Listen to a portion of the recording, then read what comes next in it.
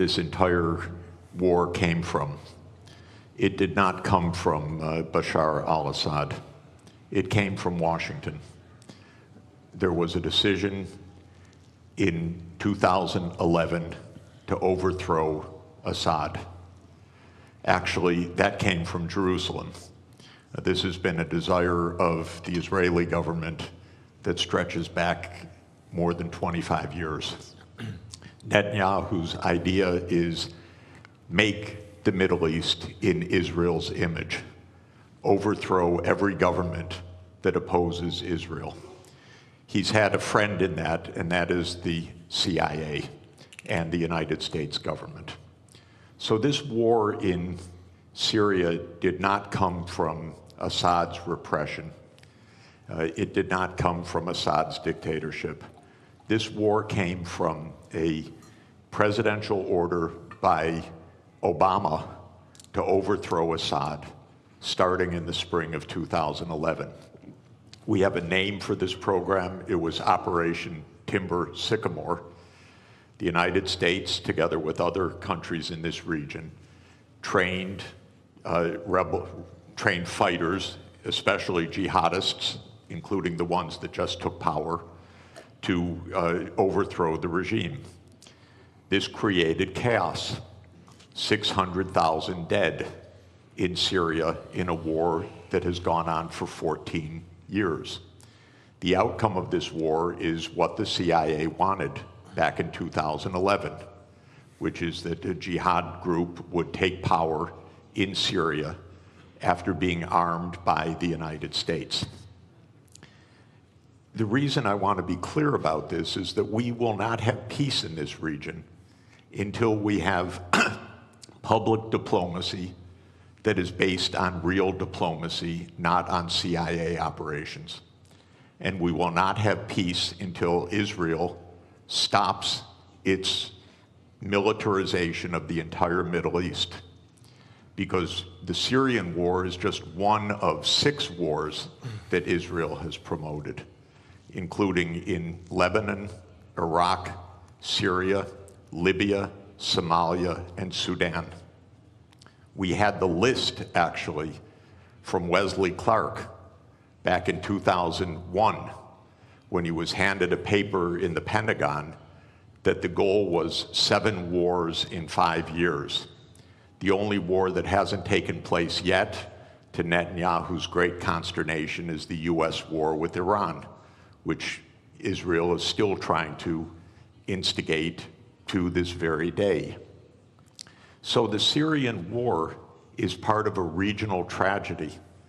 We have tragedy in Gaza, the West Bank, Lebanon, Syria, Iraq, Sudan, South Sudan, and Libya that I put at the hands of the United States government and its ally Israel, because none of these wars had to happen. These were all wars of choice. They were all wars that came from the idea of regime change operations, that the United States would determine which regimes operate in which countries. We'll never have peace in this region if outside imperial powers like the United States are dictating the terms to this region. The only way to have peace in this region is if this region is determining its own future, not outside powers. And Israel could never do these wars on its own. These are American wars.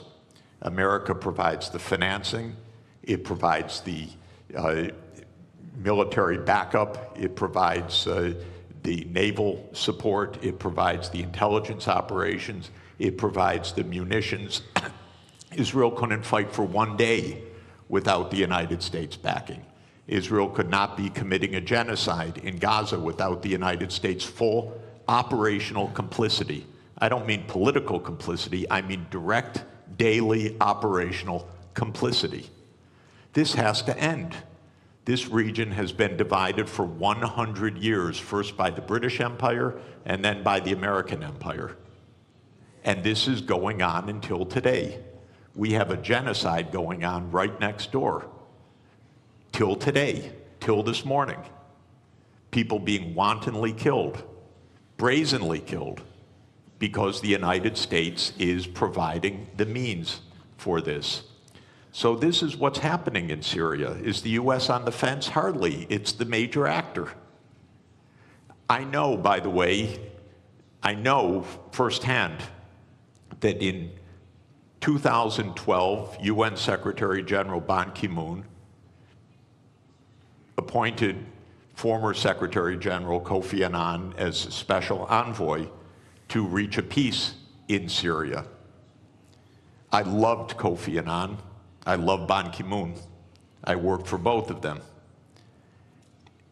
Kofi Annan arranged a peace in 2012. He arranged a peace in Syria.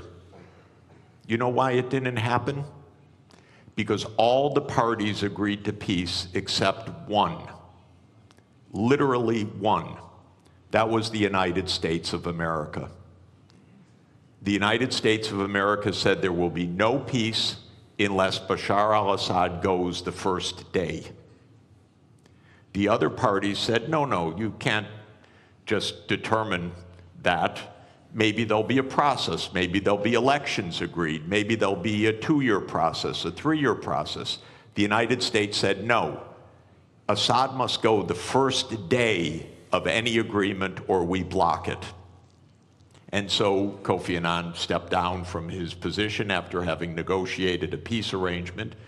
And we have had 500,000 people dead since then. We should not allow this kind of criminality to be normal. This region has been at war nonstop for 30 years.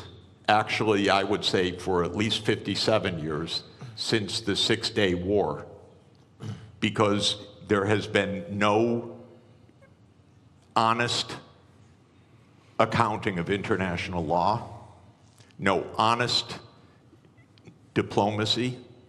It's been militarization all the way through. And we could have peace immediately in this region. All that is required, in my view, is the United States change its veto of Palestine as the 194th UN member state, because on that basis, all the region would normalize relations and the wars all across this region would stop. But Israel has had control over US policy, and it says no. It wants greater Israel. It wants Israel in Syria. It wants Israel in Lebanon. It wants Israel in the West Bank. It wants Israel in East Jerusalem. It wants Israel in Gaza. And until that stops, we're not going to have peace. So is the US on the fence? Of course not. It's the major protagonist of this whole war and has been for the last 14 years.